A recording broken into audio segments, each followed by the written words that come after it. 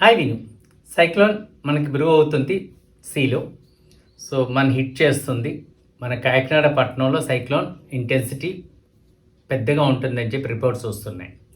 ఈ యొక్క తరుణంలో ఏంటంటే మున్సిపాలిటీ వారి మీద చాలా ఎక్కువ ప్రెషర్ ఉంటుంది. ఎందుకంటే డ్రైన్స్ ఫిల్ అవుతాయి, రోడ్స్ మొత్తం బ్లాక్ అవుతాయి, ట్రీస్ పడిపోతాయి, అన్ని కట్ చేయాలి.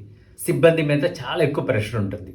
ఈ సమయంలో మనం వాళ్ళతో సహకరించాలి. ఏంటంటే నేను మీకు చెప్పేది ఏంటంటే ఆల్రెడీ మనం యూస్ చేసిన బాటిల్స్, ప్లాస్టిక్స్ వల్ల ఏంటంటే డ్రైన్స్ అన్నీ చోక్ అయిపోయి ఉన్నాయి.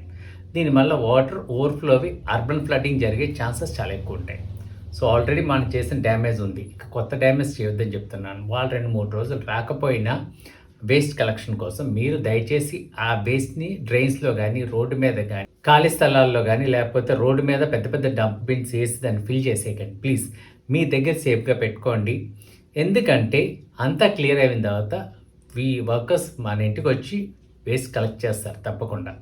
సో ఈలోగా మనం అది డ్రైన్స్లో వేసేసామంటే డ్రైన్స్ మళ్ళీ చోక్ అవుతుంది. దీనివల్ల ఏంటంటే వాటర్ రోడ్డు మీదకి వచ్చేస్తుంది, ఇళ్లలోకి వచ్చేస్తుంది, ఏరియాస్ అన్నీ ఫ్లడ్ అవుతాయి. సో ఇది మన రెస్పాన్సిబిలిటీ, మన డ్యూటీ, మన సిటీ, మన టౌన్. సో అధికారులతో మనం హ్యాపీగా వాళ్ళతో సహకరిందాం. మన పార్టీ ఏంటంటే మనం డైరెక్ట్గా వెళ్ళి ఫీల్డ్లో వర్క్ చేయకపోయినా ఈ యొక్క మంచి పని చేయడం వల్ల మన ఊరిని మనం కాపాడిన వాళ్ళు అవుతాం. సో అర్బన్ ఫ్లడ్డింగ్ దూరంగా ఉందామండి. Thank you.